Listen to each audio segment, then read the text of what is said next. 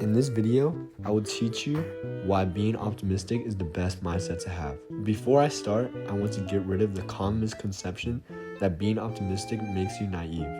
Being optimistic doesn't mean ignoring your problems, it means you have faith that you can overcome them.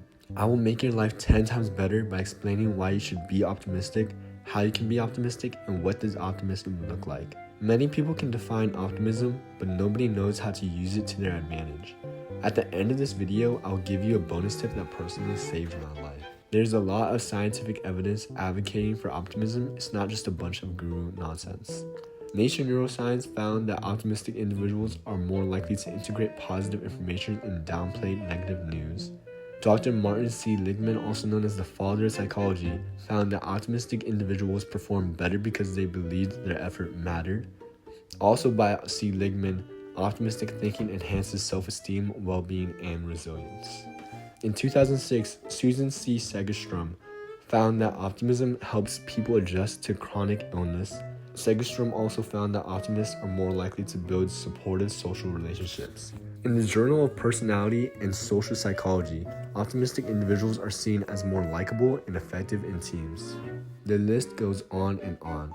If you want to find the experimental and observational studies that led to these conclusions, I'll add all the links in the description. Now, what are the key takeaways from this research that we can use in our lives? In other words, why should we care? Well, let's think of this in the context of getting us to our goals. It gets us to our goals because of how we view ourselves. It gets us to our goals because of how we view the world. And it gets us to our goals because of how others view us. Don't you hate it when that voice inside your head starts to judge you? Maybe it brings up an embarrassing memory, or it just starts focusing on your insecurities.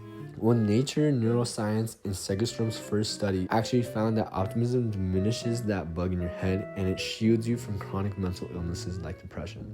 Optimism reinforces the belief in growth because even if you're not perfect, you can still grow from each experience instead of dwelling on them. Sometimes the world seems full of hate. You turn on the news and it's another disaster. You scroll through your phone and it's a bunch of trolls. It's easy to get caught up in the negativity when it's all right in front of you. When the world seems unfair, you start to put less effort. You start to close yourself off. There's two sides to every coin, and you get to decide who wins the toss-up. C. Ligman's studies tells us that when you see the world for its good, you're more likely to accomplish your goals. So you decide, what perspective do you want to choose? Think about the opportunities that come from being optimistic. You don't even have to spend a lot of time with a person for them to like you. Just a good impression. Someone who brings a smile everywhere and points out the good.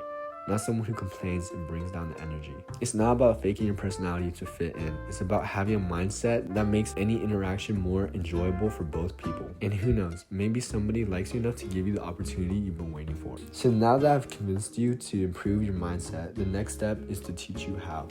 Because if you want to change, that doesn't do much when you don't know how.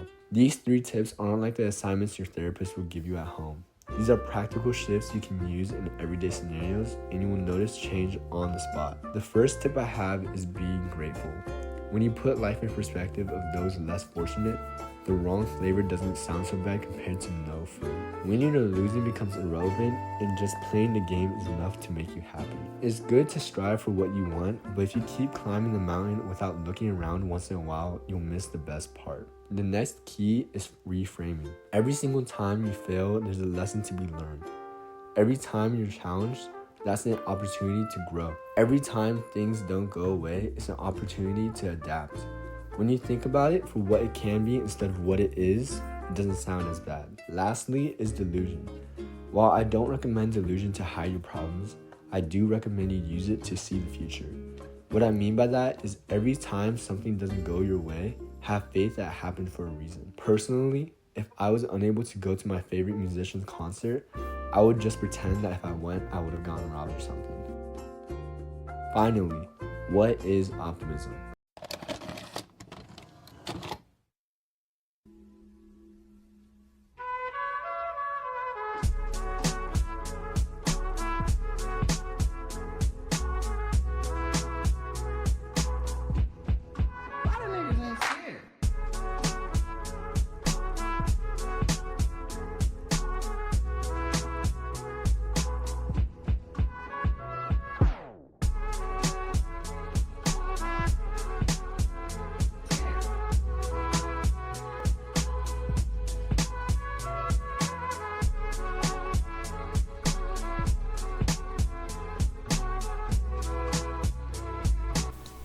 With every breath we breathe, with every step we take, it gets easier for them to go unnoticed, easier to be taken for granted.